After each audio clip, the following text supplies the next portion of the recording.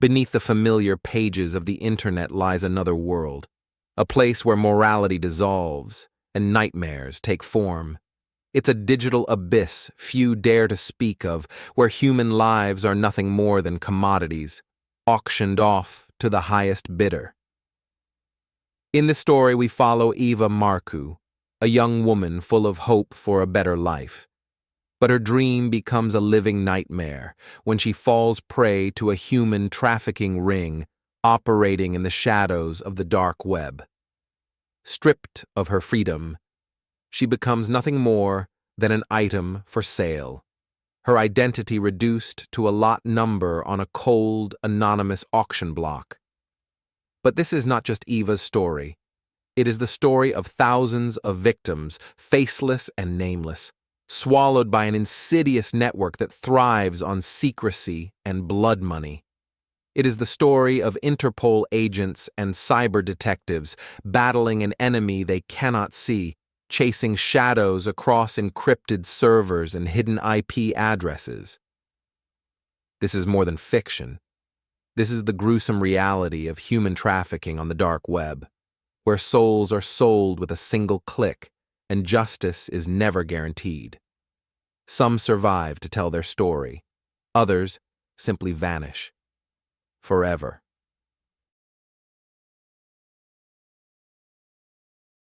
The last message Natalia Fernandez sent read, "Be home in 15.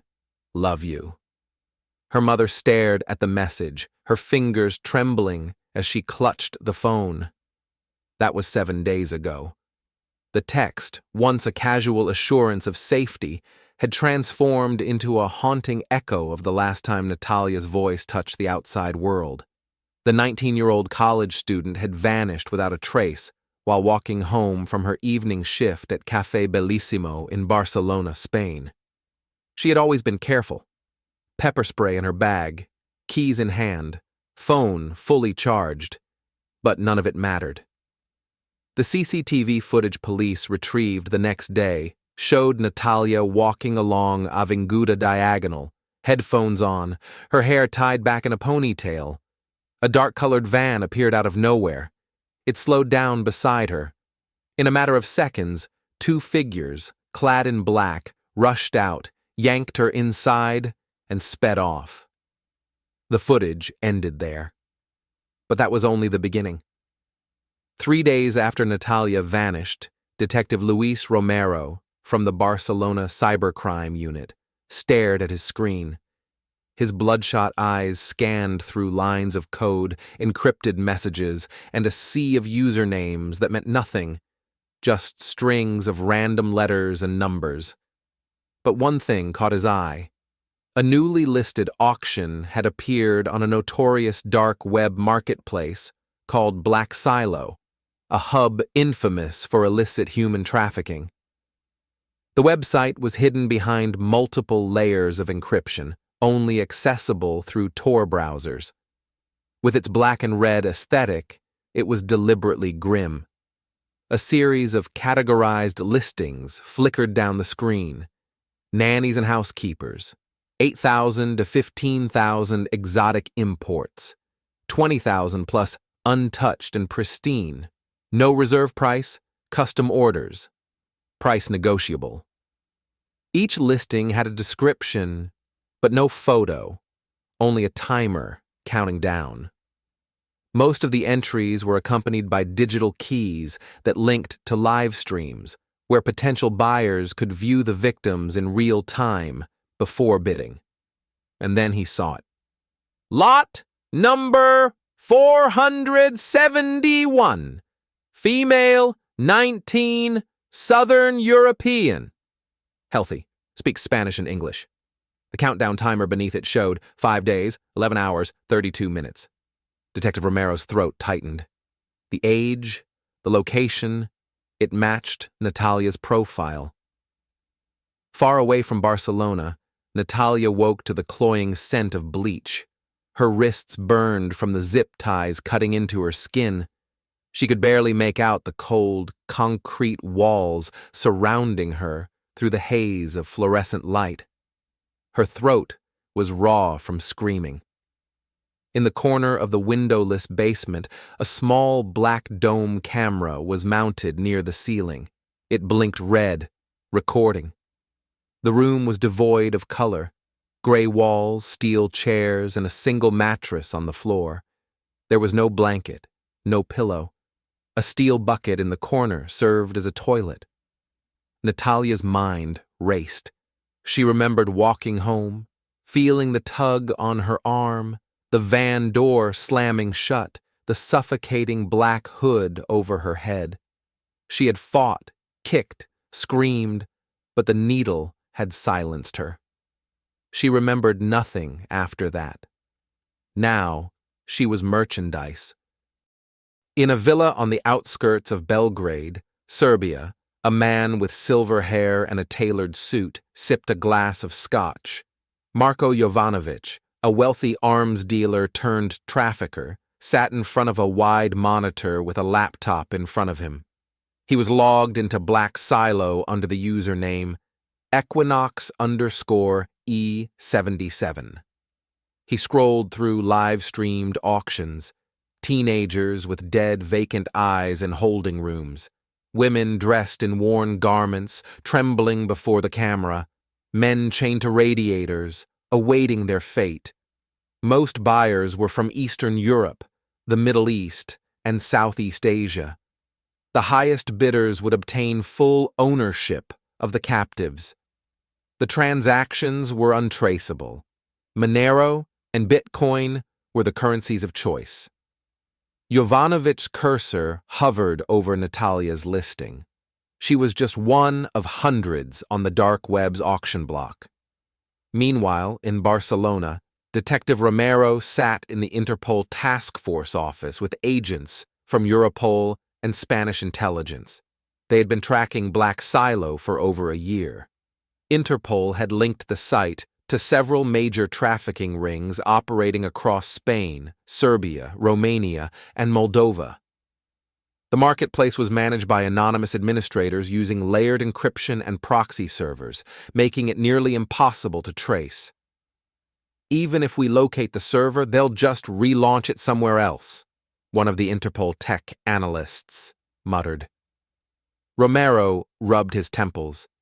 He had been through this before, months of investigation, only for the website to go offline and resurface under a new name. But this time, he was determined. Natalia was still alive. On the 5th day of Natalia's captivity, her listing was still active. The timer showed 2 hours, 15 minutes, 9 seconds. Natalia sat on the cold floor, her eyes dull, staring at the red light on the camera. She'd already learned the rules: no screaming, no speaking unless spoken to, no resistance. The door creaked open. A man wearing a black balaclava entered, carrying a tablet. He knelt in front of her and displayed the auction page. The timer counted down beside a list of live bids: $11,000, $15,500, $20,000. Natalia's heart pounded. She was being sold in real time, her existence reduced to digits on a screen. The man pointed at the camera. "Smile," he whispered in Serbian-accented English, his voice low and menacing. Her lips quivered. She didn't smile. Back in the Interpol Operations Center, Romero's team worked tirelessly. Through blockchain analysis, they tracked one of the bitcoins used for bidding on Natalia's auction to a wallet linked to a Serbian IP address. The lead was weak, but promising. They launched a covert operation in Serbia, involving local police and Interpol agents. The team, armed with encrypted warrants, infiltrated a farmhouse outside of Belgrade, one of the trafficking hubs used by Black Silo. As they moved in, the agents heard faint sobbing from the basement. Natalia, trembling and emaciated, stared at them with hollow eyes. The auction timer had expired only minutes before. Natalia was one of the lucky ones. She was rescued. Dozens of others were not. Interpol's operation led to the seizure of the Serbian server, but Black Silo simply re-emerged weeks later under a different name. The perpetrators were arrested, but the larger network remained intact. For weeks, Natalia sat in a therapy office, struggling with flashbacks. Every closed door, every creak in the floorboards, brought her back to that windowless room. Her story became one of thousands, a survivor with a name and a voice. But many others remained nameless, still hidden in the void of the dark web. The fluorescent lights in the Barcelona Rehabilitation Center buzzed softly. The room smelled faintly of antiseptic and lavender oil, but the artificial attempt at comfort felt hollow. Natalia Fernandez sat in front of Dr. Clara Ruiz, a trauma counselor specializing in human trafficking recovery. Her hands shook slightly as she held a plastic cup filled with water. Her once bright eyes were now flat and distant, fixed on a crack in the white wall behind the doctor's chair. "Natalia, can you tell me about last night?" Dr. Ruiz's voice was soft but direct. Natalia stared down at the faint bruising on her wrists, still healing from the zip ties. She could feel the phantom ache of the metal cuffs they had switched to afterward. I couldn't sleep again," she muttered. Her voice was hoarse, as if she had spent hours screaming. "I kept hearing the countdown." She glanced at the clock on the wall. Her fingers twitched involuntarily. 2 hours, 15 minutes, 9 seconds. The timer that had once counted down to her sale was still etched into her memory. Natalia's eyes flickered to the mirror on the wall. She couldn't look at herself for more than a few seconds. She didn't recognize the girl staring back. "I close my eyes, and I still see the camera light. The red blinking one," she whispered. "They told me to smile, and I didn't. I just didn't." Dr. Ruiz's face softened. She knew Natalia had survived, but parts of her would remain in that windowless room forever. In the Interpol Task Force headquarters in The Hague, Detective Luis Romero paced in front of a massive screen, displaying an intricate web of connections. The arrests in Serbia had only disrupted one small arm of the trafficking network. The real masterminds were still free. Romero's team had analyzed over 1,300 transactions linked to Black Silo and traced them to cryptocurrency exchanges operating out of Russia, Turkey, and Dubai. The blockchain led to blind spots, wallets that bounced through untraceable nodes, making the money trail evaporate. But Romero had spotted a pattern. Chronos 713, one of the top-level accounts consistently bidding on auctions, had made repeated transactions from an IP address in Istanbul, Turkey. Same buyer, consistent bids, always on female listings, between 18 and 25 years old. Romero muttered to Agent Émilie Leclerc, the French cyber analyst beside him. "That can't be a coincidence," Leclerc replied, her fingers flying across the keyboard. Romero clenched his jaw. Chronos 713 wasn't just a buyer. He was a wholesaler, purchasing captives to resell them through smaller, private, dark web rings. Kira Petrova was walking home from a night shift at a small diner on the outskirts of Sofia, Bulgaria. The 25-year-old medical student lived alone in a small apartment, working 2 jobs to pay for her tuition. Her route home took her through a dimly lit underpass, filled with graffiti and the faint smell of urine. She clutched her purse tightly, walking quickly. The underpass was silent until it wasn't. A faint click echoed behind her. Footsteps. She quickened her pace. The footsteps did too. Her breathing grew shallow. She was almost at the other side. She could see the faint yellow glow of the streetlights ahead. Then came the hand. A cloth was pressed over her mouth, a pungent chemical smell filling her nostrils. She screamed into the fabric, but it was already too late. Her vision blurred, her limbs weakened, and her legs crumbled beneath her. She felt her body being dragged backward into the shadows. The last thing Kira remembered was the sound of a van door slamming shut. 2 days later, Kira woke up in a stifling metal shipping container, wrists bound with plastic ties. Her mouth was dry and parched. The container was pitch black, except for a thin sliver of light coming from a small air vent. The scent of diesel and human sweat filled the cramped space. She wasn't alone. There were 3 other women with her. One of them, a girl who couldn't have been older than 17, lay limp and pale in the corner, barely breathing. Kira's voice cracked.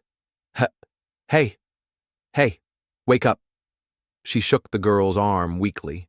No response. The woman across from her, a middle-aged woman with a fading black eye, spoke softly in Russian-accented English. She was too weak, fever, no water for 2 days. They didn't care. Kira's stomach twisted.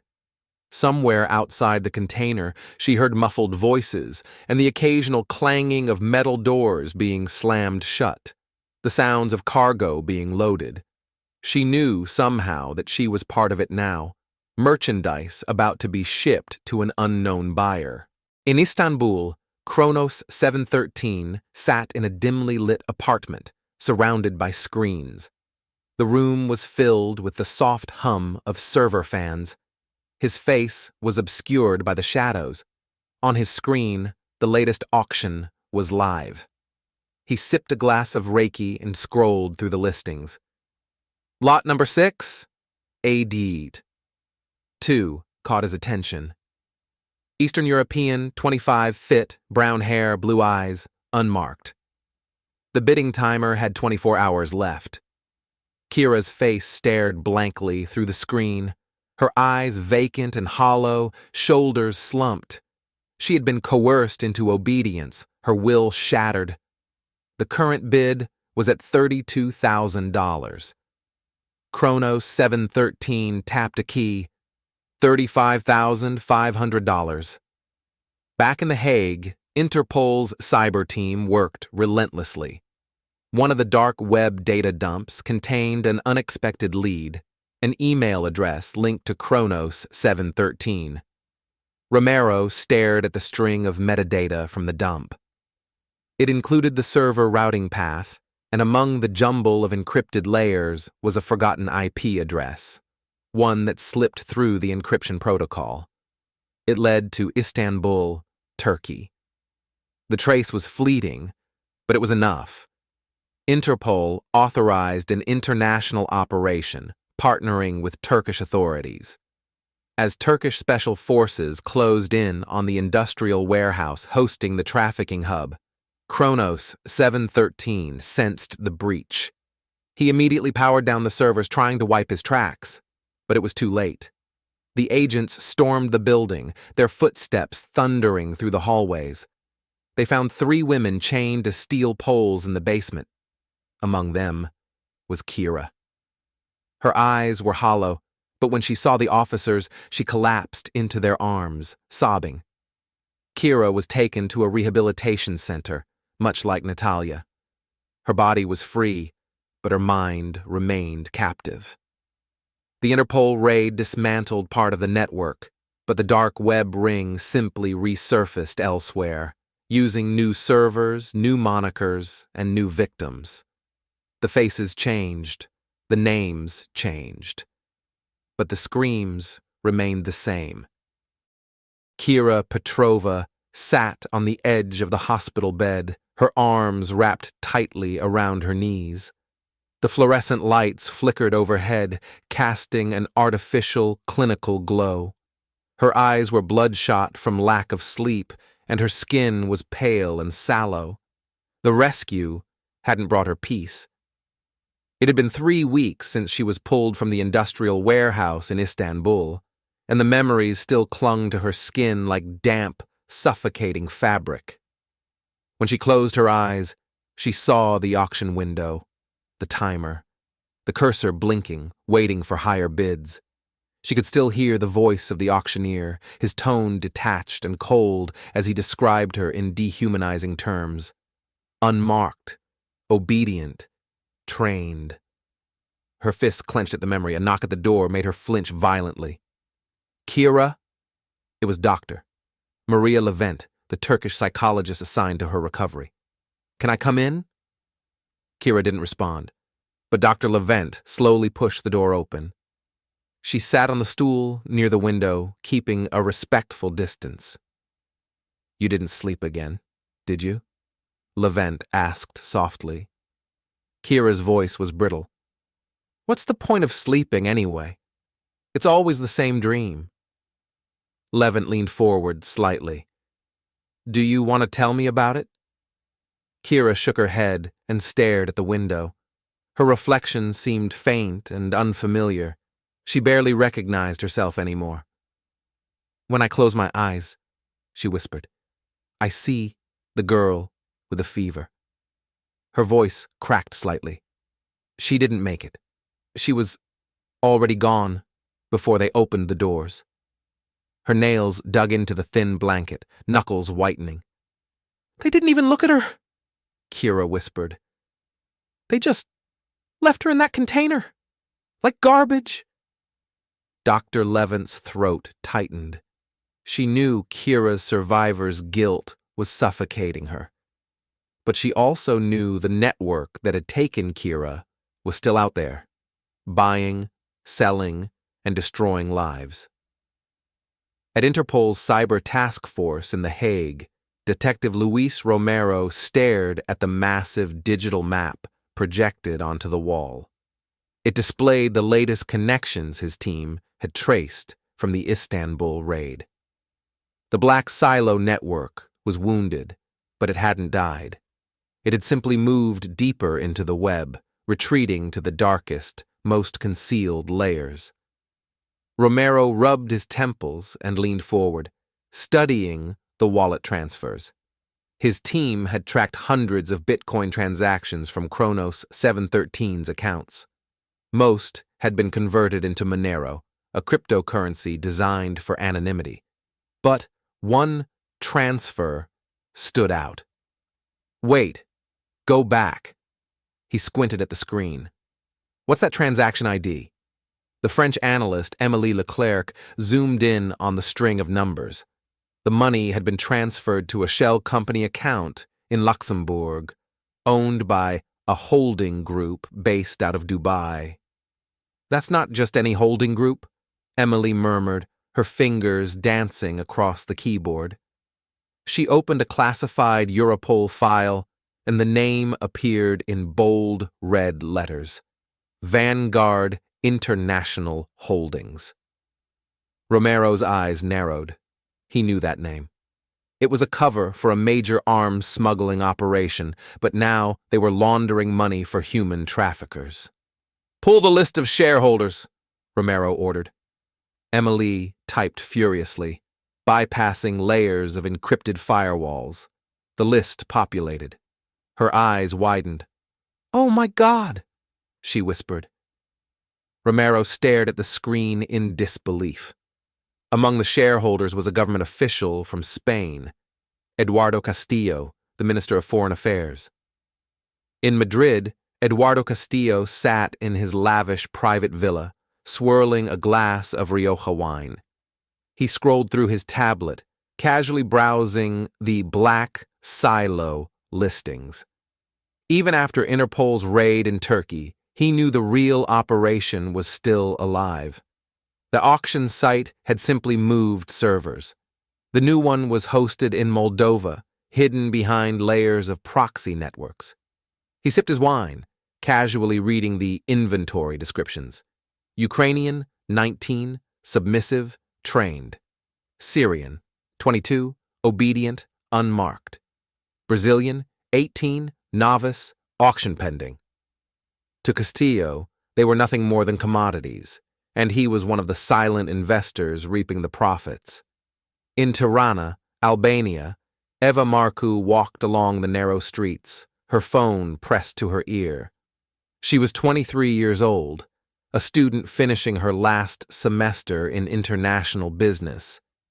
The narrow alleyways were dimly lit, the ancient cobblestones uneven beneath her feet. She glanced over her shoulder nervously. The streets were eerily quiet. She didn't notice the black SUV idling just ahead. As she passed by, the vehicle's back door swung open. Before she could scream, two masked men grabbed her, covering her mouth with duct tape. Her phone clattered onto the pavement. She was shoved into the van, the door slamming shut behind her. The vehicle sped off into the darkness. The only sound left behind was the faint buzz of her phone, its screen flashing with an incoming call. Her mother. 3 days later, Eva's face appeared on the black silo auction site. Her eyes were swollen, dark circles hollowing her face. She sat on the cold concrete floor of what appeared to be a warehouse basement, her hands bound in front of her. The listing read, Albanian, 23, trained, obedient, live auction. Current bid, $27,000. Eduardo Castillo smirked when he saw her face. She was exactly the type his clients liked. He placed a bid. Eva was transported in a refrigerated cargo truck across 3 countries, Albania, Montenegro, and Serbia. She was held in a shipping container with 4 other women, all drugged and barely conscious. They were headed for the coast of Montenegro, where they would be loaded onto a cargo ship bound for Libya. In the hold of the ship, the women would be sold in a private invitation-only auction, broadcasted to select bidders via Darkweb live streams. In The Hague, Detective Romero stared at Eva's listing. His fists clenched. The Interpol cyber unit had finally traced the new auction site's server to a location in Moldova.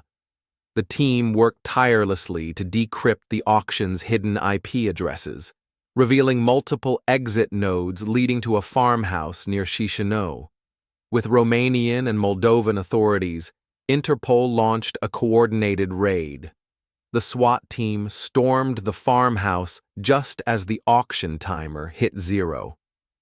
They found 5 women, including Eva, chained in the basement, drugged and barely responsive. The traffickers tried to flee through an underground tunnel, but they were cut off by Moldovan officers. Several were arrested, but the network remained alive, spread across multiple countries, fragmented yet resilient. Back in Madrid, Eduardo Castillo saw the news report on Interpol's raid in Moldova. He calmly closed his laptop, opened a secure encrypted communication app, and transferred his dark web operations to a new server in Venezuela. The cycle would continue.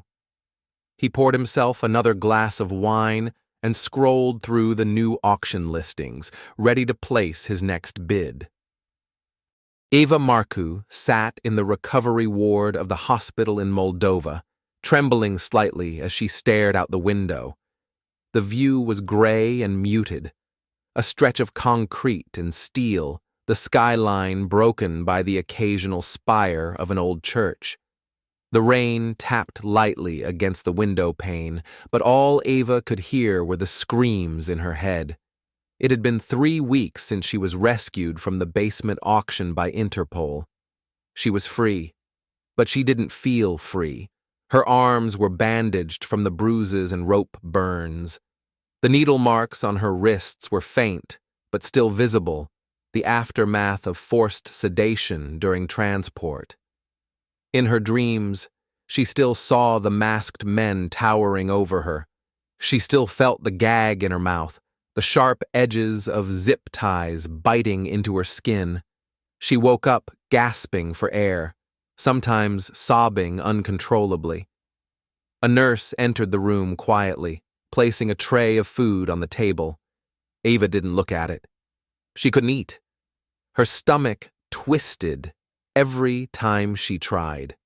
Instead, she curled into herself, staring at the thin blanket in her hands. She rubbed the fabric between her fingers, trying to ground herself in the sensation. But her mind kept slipping back to the cold floor of the shipping container, the stench of human waste, and the distant sobbing of the other women. A man's voice suddenly echoed in her head, hoarse and distant. "Shut up, or I'll make you shut up." Eva squeezed her eyes shut and clenched her fists, nails biting into her palms. She didn't want to sleep, because every time she closed her eyes, she was still in the basement. In The Hague, Detective Luis Romero stood in front of a massive whiteboard in the Interpol task force room. The board was covered with red lines connecting photos of traffickers, victims, and financial links. At the center was Eduardo Castillo. Romero stared at the photo of the Spanish Minister of Foreign Affairs, his jaw tightening. Interpol's raid on the Moldovan auction site had been a victory, but it was only a scratch on the surface. The Black Silo network had simply shifted servers again, this time to Venezuela, beyond the jurisdiction of European law enforcement. Romero's phone buzzed. He glanced at the caller ID, Emily Leclerc, his top cyber analyst. "Talk to me," he said. Her voice was hurried and tense. "We've got a hit." "Where?" "Madrid," she said. Castillo moved nearly 1.3 million euros through a series of shell companies in the last 2 weeks. The transactions led to an auction network run by a Venezuelan cartel. Romero's grip on the phone tightened. "He's still bidding."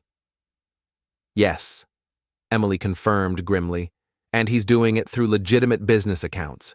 It's money laundering on a massive scale." Romero leaned heavily against his desk. His mind raced. Castillo wasn't just a participant in the trade, he was one of the financial architects, and he was hiding behind diplomatic immunity. In a private villa on the outskirts of Madrid, Eduardo Castillo sat in his study, nursing a glass of Amontillado sherry. The evening was warm, the sky tinged with the faint orange glow of the setting sun. He casually scrolled through his tablet, glancing at the latest auction listings. Syrian, 19, unmarked, compliant. Current bid, $34,000. Colombian, 21, trained, bilingual. $46,000. Romanian, 18, unbroken, novice. $29,000, Castillo smirked. The Interpol raid in Moldova had been a minor setback, but the network was still thriving. The traffickers had simply shifted operations to more corrupt regions, places where law enforcement was easily bought. On his desk, a burner phone buzzed. He picked it up and glanced at the screen. A message from Dmitry Vasilyev, a Russian oligarch known for trafficking operations in Eastern Europe. The text read, "Shipment received. 7 new girls, 4 virgins, ready for auction." Castillo's lips curled into a satisfied smile. In Madrid, Detective Romero sat in an unmarked car parked outside Castillo's estate. Through the tinted windows, he could see the soft glow of lights in the villa's study. His fingers drummed impatiently on the steering wheel. Next to him sat Inspector Carla Jimenez from Spain's organized crime unit. She glanced at her watch. "How long are we waiting?" she asked. "Until we get confirmation from our man inside," Romero muttered. Their mole was Javier Ruiz, a former financial consultant who had worked with Castillo's shell companies. He had been flipped by Interpol weeks earlier in exchange for immunity from prosecution. Romero's phone vibrated. A text from Ruiz. "Wire transfer confirmed. Castillo is bidding now." Romero's eyes narrowed. He turned to Jimenez. "Let's move." At 2 a.m., Interpol agents, along with Spanish federal police, stormed Castillo's villa. The raid was swift and precise. Agents flooded the gated estate, moving with tactical precision.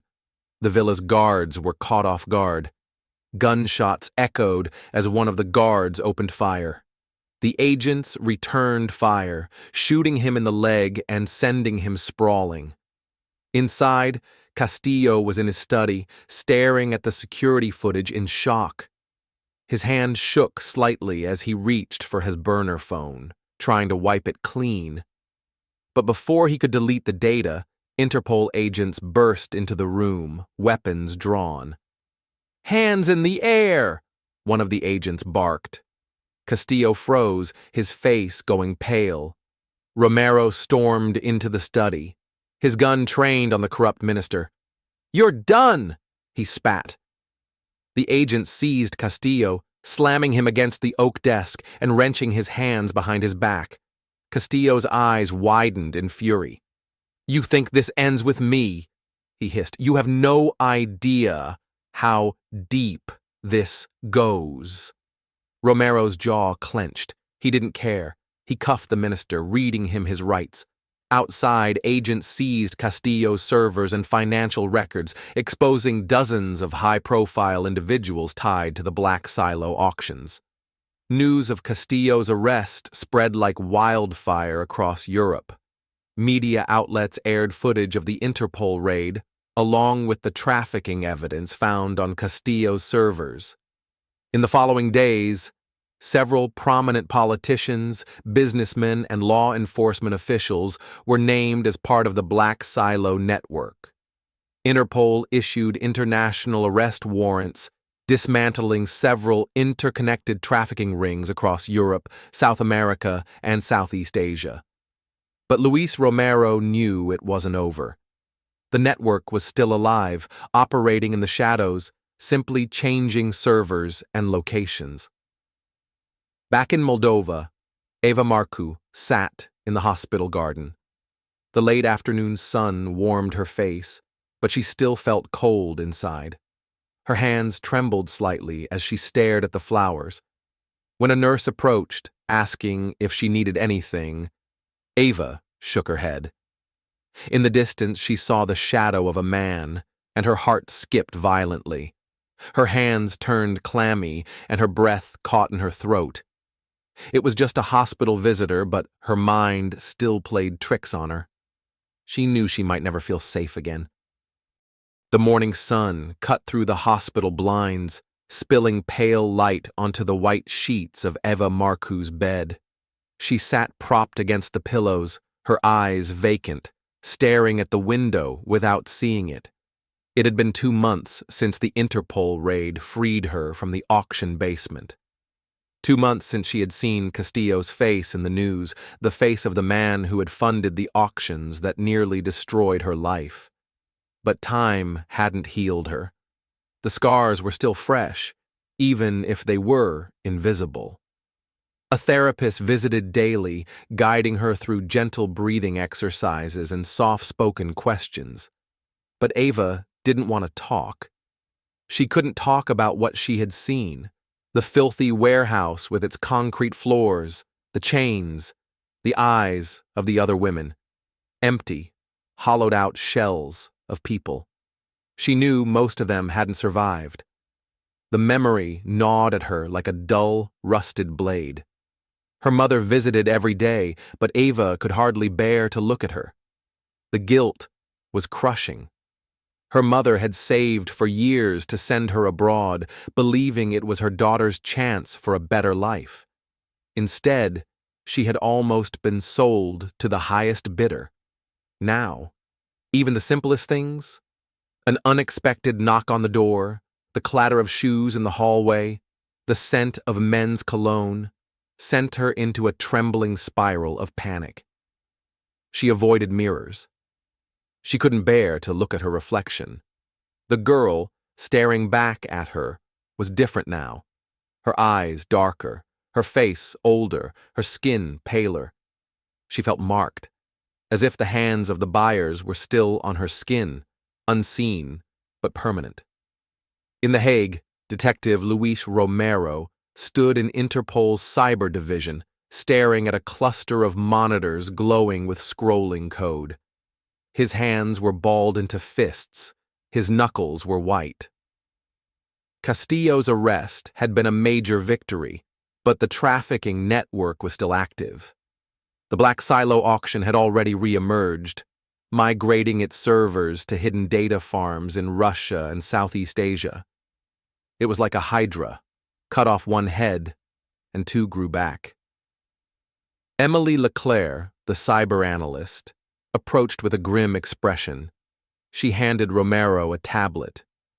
"You're not going to like this," she said softly. Romero took the device and stared at the screen. It was an auction listing, just like the ones they had found before. Only this time, it was bigger. Far bigger. The new auction site had over 700 active bids, with hundreds of listings, most of them women and children. The interface was sleeker, more polished. The layout had been redesigned, with better encryption. They had learned, adapted. Romero's chest tightened. His throat felt dry. "They're getting smarter," he muttered. Emily nodded grimly. "They always do." The Black Silo wasn't just a dark web operation anymore. It was embedded in legitimate businesses, hidden through real estate transactions, luxury car dealerships, and cryptocurrency exchanges. Interpol's forensic accountants had traced dozens of shell companies to the network. The trail led to Hong Kong, Dubai, Mexico City, and Bangkok. The traffickers weren't just operating in the shadows anymore. They were walking in plain sight, protected by politicians, cartels, and corporate moguls. Romero stared at the data on the Interpol monitors, his pulse pounding. They had cracked into 3 of the network's shell companies and seized their funds, but it barely made a dent. The laundered money was already scattered across offshore accounts. For every account seized, 2 more were created. The Black Silo wasn't a single organization. It was a hydra of interconnected syndicates, an ecosystem of crime that had become nearly unstoppable. In Madrid, Eduardo Castillo sat in a glass-walled cell at the Audiencia Nacional courthouse. His trial had drawn international attention, with reporters from CNN, BBC, and Al Jazeera swarming the courthouse steps. Survivors sat in the gallery, women like Eva, who had been bought and sold through his network. They watched as he was brought before the judge, his face stoic and unrepentant. The prosecution laid out the gruesome details. Castillo had facilitated the trafficking of over 2,000 women. He had laundered over $78 million through shell companies. He had personally attended the auctions, bidding on women like Ava and others. But Castillo sat emotionless throughout the testimonies. He didn't blink, didn't react. Ava sat in the gallery, gripping her mother's hand so tightly her knuckles turned white. When Castillo's guilty verdict was announced, Eva burst into tears, trembling in her mother's arms. But there was no sense of closure, no sense of justice, because the auction network was still running. Castillo was just one man. The Black Silo was still out there devouring the innocent day by day. 3 weeks later, Interpol agents raided a warehouse in Bangkok, where 12 trafficked women were found chained together in a shipping container. 2 were dead from dehydration. The rest were barely clinging to life. The Black Silo had simply shifted operations again, this time operating through Southeast Asian smuggling networks. Luis Romero watched the footage from Bangkok, grainy, black and white surveillance showing pale, half-starved faces blinking against the light. His fists clenched at his sides. For every Eva Marcu they saved, there were hundreds more still in captivity, and some would never be found. Back in Moldova, Eva Marcu sat on the porch of her family's farmhouse, watching the setting sun turn the fields amber. Her mother sat beside her, their hands clasped. Eva's hair was longer now, and she had gained back some of the weight she had lost. She was getting better. Slowly. She had started working with a non-profit organization dedicated to helping trafficking survivors. She spoke at schools and in churches, telling her story, offering her voice to the women still in captivity. But some nights, she still woke up screaming, sweat-soaked and shaking, the auctioneer's voice ringing in her ears. 35,000, biba. Do I hear 40,000? Some wounds would never fully heal. And she had accepted that. In Bangkok, Interpol agents stormed a cybercafe suspected of hosting black silo servers. They found burnt hard drives and fragments of encrypted data. The traffickers had fled again, leaving nothing behind but ghost servers. Romero watched as the tech team examined the scorched electronics. It was a familiar scene. The black silo network would never be fully destroyed. It would just morph, relocate, and rebuild, always hiding behind layers of encryption and corruption. The fight was far from over.